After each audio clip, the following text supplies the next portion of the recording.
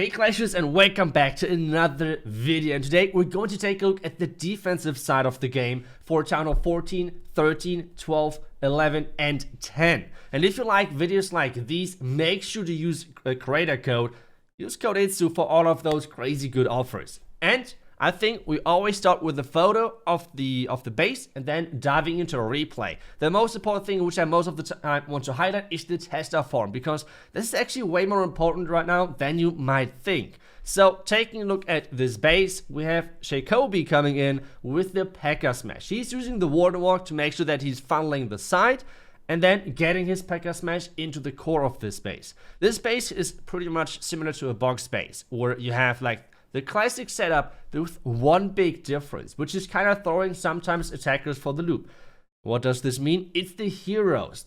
Normally we see always the heroes on the far other side, like protecting the multi-inferno tower on the opposite side of the town hall. But this time around though, it's kind of switched. We have the heroes protecting the town hall, and as you have seen at then, I actually changed the entire tester form in front of the heroes as well to make the town hall dive even more risky. Especially town hall charges now really struggle, which a lot of strategies actually use. So that's really good already as well. On this base though, like on this replay though, I actually had the tester form in the tester in a different spot.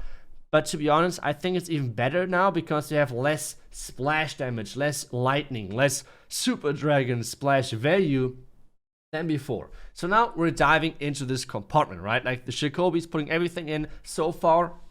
Pixel perfect attack, no big mistakes.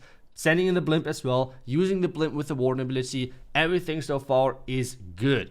Even the Lava Hound is getting lured, really easy getting taken down, and now the blimp even triggering a couple of black mines. By the way, those black mines are changed now because they're super useless.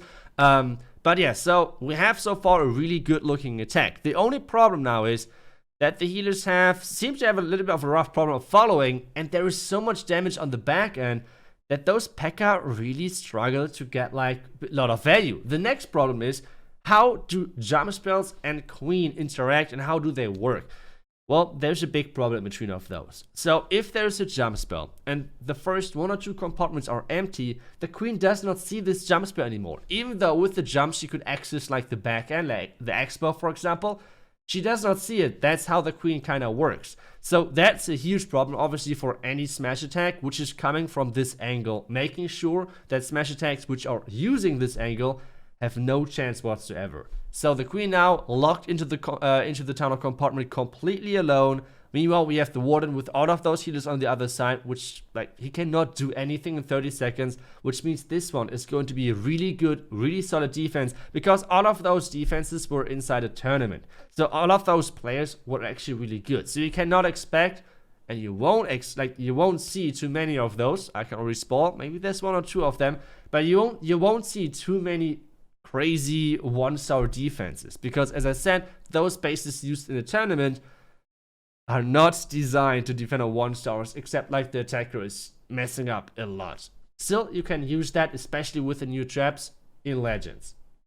Next base, we have another ring base on tunnel 13 to make things a bit more rough, and at the same time to force the attacker to go with P.E.K.K.A. Smash. P.E.K.K.A. Smash is something which is really strong on tunnel 13. It's one of the best strategies out there on their town level or queen charges in general. So if you force your attacker to do like the attacker to do that versus all of those ground expos, it is actually pretty good. The next thing which you can then do as well is just use ice golems in your defensive clan castle. This makes things even better for you. So it's like from good to better to way better kinda. So now we have like the one walk at the top side. This is how a lot of people attack that. I think something like 3 or 4 attackers did the exact same entry. It worked once, then Rico tweaked some traps, and then it wasn't possible anymore. But hey, let's just take a look at that and see if the attacker is doing any mistakes. And while he's preparing the warden walk, I think I want to mention, and I should mention, Rico, who is the base builder of most of those bases from Town Hall 13 to Town Hall 10. He's a really, really good base builder. I will share his Twitter link down below in the description, and he's a really good base builder who's as well selling bases. So if you're interested in that, make sure to hop in on his Twitter and see what he can do for you. But let's dive forward with this attack, because he adjusted a lot of traps to defend that, and using now the triple Ice Golem Clan Castle, which is messing things up completely. But again, on this base as well, I want to get back to the Tesla farm. I talked about in the beginning about how important a really nicely placed Tesla farm could be, and is actually. And this Tesla farm is at the bottom side, at the 6 o'clock side of this base. Why exactly? It is to actually make sure that if someone is using the Royal Champion over there, the Royal Champion is getting shredded. If the P.E.K.K.A. Smash, which always some troops are going to the bottom side, they are getting shredded as well by the Tesla farm. So this Tesla farm at the bottom side, at the back end of the base, is always annoying to deal with. So that's something to always keep in mind, using and choosing your Tesla farm placement wisely, because it's such an important defense which can do so much for you, not only in the power of the defense itself, but as well like this surprise factor, this panic factor, which sometimes it forces to an attacker. And at this point you can see as well, even though those healers are switching over, those P.E.K.K.A. are doomed, which means another solid defense for us, another solid defense over here, which is not getting too far close to 80%. So again, the solid defense with the Tesla farm on the back end, you can see as well, they're just beaming away on those P.E.K.K.A. And if you put like a Royal Champion there, it won't have a great time either, because it forces the Royal Champion ability really quickly, and then you have to face Archer Towers, X-Bows, things like that, which are not easy to take down for a Royal Champion without her ability. But now, I think we should jump to the next Town Hall level. We should jump to Town Hall 12. That's the next Town Hall level. And for Town Hall 12 and below, one strategy is really, really popular in general, and that's air spam or witches. Those are the most common strategies. Really, a lot of people like to combine that with lightnings. It is just so crazy to me. Like, I did not know before this tournament how powerful lightnings are on the lower town level. It is insane, actually. Town Hall 9, 10, 11, and 12, all of those town level are incredible, dominated by those lightning spells. And again, the Tesla are important because you can really counter your lightnings with Tesla. If someone is taking down a part where you would expect someone to use the lightning for example, this bottom part, you just put Tesla there, because this means that possible traps are still getting triggered because the troops still have to go there, right? Like, this is the entire idea then. On this base, we have 3 Tesla at the bottom side because that's the most likely part where lightnings are coming in. But then Riku used 2 Tesla on the far right and far left side to protect those Inferno Towers, because people are really getting sneaky when you're seeing those exposed Inferno Towers, and people sometimes try to snipe those with Rocket Loons. So those Tesla are there to protect that versus Rocket Loons. Now the Super Dragons are coming in, and the next cool thing about this base is that those air defenses are placed in such an annoying way where the heroes cannot take them down. The air defense are not too far in the core to make Lalo too easy, and at the same time, dragons and everything are not having the greatest pathing into those air defenses. You can see it as well right now with all of those air defenses kind of on the outside, but not really. They're not really pathing into the air defenses, and this is making really not an easy life for those super dragons or electro dragons or whatever. As well, we can see the Town Hall staying alive for way too long because his heroes did not get the Town Hall. The Hound really did a good job. And with this, the Town Hall can actually dish out some damage. And at the end, with the dragons are getting low and there's no spells left whatsoever, this is actually going to be a 1-star. So you can see how important it is to have a good base on defense, not only in tournaments, but as well in your clan war. And I can only remember again, if you want to have any of those bases, check out the description of this video and you will find the link for every single base. Now, this is going to be 1-star. I think the attacker rage quitted. So for us, we're going to go to the next defense, which is Town Hall 11. Town 11 on this one. Well, Town 11 on this one. We have a huge Tesla farm with the core, which is going to be not easy to overcome for witches and dragons. And as I said, those are the 2 most common things we're going to see on those Town Hall level, because they're just the strongest as well, as I already highlighted in my attack strategy video for all of those different Town Hall level. So remember, we have all of those Tesla in the core.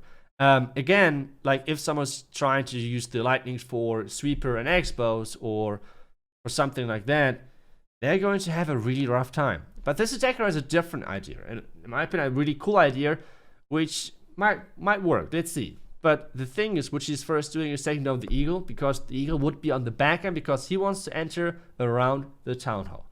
What is the next step? The next step for him is that he's going to use again lightnings to take down both flanking air defenses to make sure that the pathing into the core is set. He has a couple of E-Dragons with him as well to make sure that those are used to get the funnel right for the dragons later. Overall, a really good approach using the lightning onto the compartments, because this is creating this incredible good pathing. As long as this Electro Dragon is getting the elixir storage out of the way, take a look at the pathing for the regular dragons from the right side. They cannot go to the outside. They have only the pathing right into the core, which is looking incredibly good. Now he's deploying all of those dragons. He does not need to spread them out, because where should they go? That's like the question, right? So now the Lava Hound. The Lava Hound was a little bit too early. Could have waited a little bit longer for that. But now, with everything pushing in, this is still looking really, really good. So, Electro Dragons are getting the elixir storages on the outside. Everything is pushing in. And now he needs to somehow, like, you can most likely see the panic in his eyes with the entire Tesla farm popping up in the core. The Warden ability, that was like his first biggest mistake, I guess, used way too early, because he would need that in the core. But at the same time, like, this is just like, you see your dragons, you love your dragons, and you see where you're sending them, and you just feel bad for them, because you see, okay, they're going to die in 1 second. They're not going to reach anything. And that's exactly what happened to those dragons. They're getting slaughtered inside that core with 2 multi-inferno towers, 4 Tesla, and 4 air expos. That's not an easy way for those dragons. So, next town level. Town hall 10 actually. I think this base is actually not a base from Rico. Instead, it's like a base from Town Hall, I think from a Castle Cup or something. And the idea of this base again is with those Tesla. The Tesla, as you might have seen, are around this bottom compartment, like the bottom compartment where really likely, well, lightnings are coming in. At the same time, why isn't it at the top side? Because this space is pretty symmetrical. Well, you don't want to have a king running around while you're using your heroes or whatever. So that's why people do not tend to use the lightnings around the king. So that's why I use them at the bottom side. And already small things like this, small things like mind games can actually win you matches. But now, for this one actually, we're attacking with one of the strongest strategies for this specific town level. As I said, for Town Hall 9 to Town Hall 12, this Lightning Dragon combination is one of the strongest with those witches together, with the Lightning Witches, depending if you like air or ground better. So this attack so far is pixel perfect as well executed. Like, there's no mistake in there so far. But now the dragons coming in, and you can see there is no base left pretty much with all of those lightnings and everything.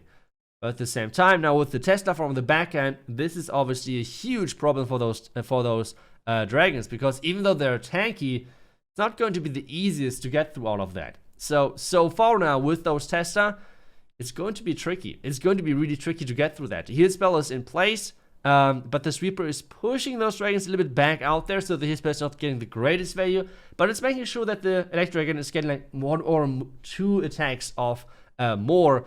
And with that, he's actually taking down quite a few of Tesla already. But still, the Expos keep staying alive, the Inferno Tower staying alive, and with this, even though it did not look that good, but with this Expo, Tesla, and Inferno Tower, things should look good, that this is going to be a defense. And guys, well, I really hope that those bases are going to do as good for you as they did for us in the tournament. Really hope that they're going to work. All of those links are going to be down below in the description. Thank you so much for watching this video, and I will see you guys for the next one. And until then, see ya and bye bye.